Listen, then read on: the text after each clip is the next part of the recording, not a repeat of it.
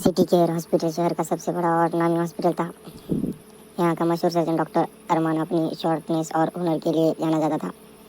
उसकी खासियत ऐसी थी कि हर नर्स उसके करीब आना चाहती थी। लेकिन अरमान का एक काला राज था करता था और उसे भावनात्मक दबाव में रखता था।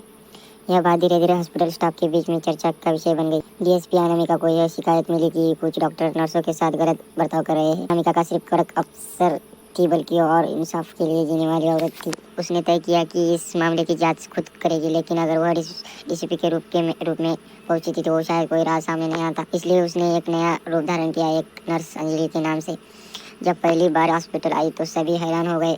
नई नर्स साफ सुथरी ड्रेस, आत्मविश्वास से भरी हुई और सबसे बड़ी बात उसकी आंखों की मरीजों की देखभाल और मुस्कुरा कर हर काम करना। जल्दी ही वह उसकी चहेती बन गई। डॉक्टर अरमान ने अपनी पहली नज़र में उस पर ध्यान दिया। उसने मुस्कुरा कर कहा, नर्स अंजलि, आप तो बाकी सबसे अलग लगती है। अनामिका ने शांति से जवाब दिया, अलग होना जरूरी नहीं, होना जरूरी है। अलग होना जरूरी नहीं, सच्चा होना जरूरी है। कुछ दिनों में ही अनामिका ने सब कुछ नोट करना शुरू किया। उसने देखा कि अरमान रात की शिफ्ट में चोरी छुपे नर्स रीना को अपने ऑफिस में बुलाता था। रीना के चेहरे पर मजबूरी और डर साफ दिखता था।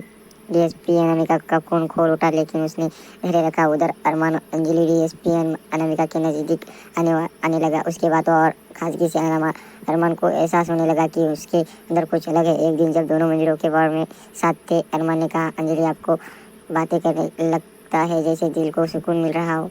अनामिका ने कहा, नज़र से उसकी और देखा और बोली, सुकून तभी आता है डॉक्टर साहब जब इंसान का ज़मीर साफ है। चुपचाप रह गया। पहली बार किसी ने उसे इस तरह आईना दिखाया था। उससे उसी रात डीएसपी ने एक नोटबुक में सबूत दर्ज किया।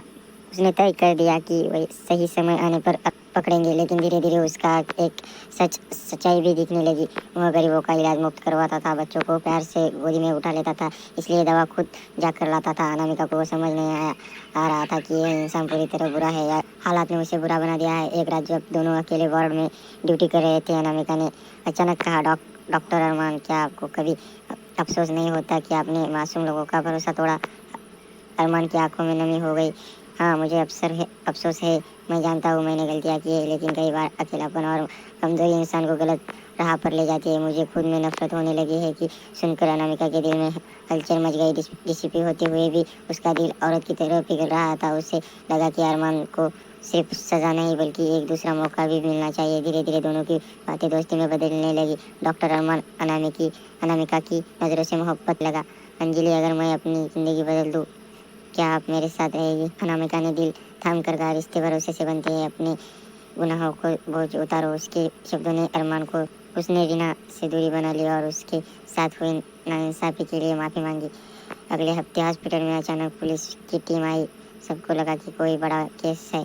तभी डीएसपी अनामिका अपनी असली यूनिफॉर्म में सबसे सामने आ गई। हैरान थी नर्स अंजलि असल में डीएसपी अनामिका थी। अरमान की आंखों सदमा था। तो यह सब एक ड्रामा था, मेरे साथ बिताए हुए लम्बे भी झूठे थे। अनामिका ने शांत स्वर कहा, नहीं डॉक्टर साहब, मेरे मकसद सच्चाई को सामने लाना था, लेकिन मैंने आपको अदर इंसानियत दिखी तो मुझे लगा कि आप बदल सकते हैं। हनुमान की आंखों से आंसू निकल गए। क्या आप मुझे माफ़ कर सकती है? अनामिका ने कहा, शर्त है कि अब किसी मासूम की ज़िंदगी बर्बाद नहीं करोगे, और अगर मोहब्बत सच्ची है तो उसे निभाना सीखो। डॉक्टर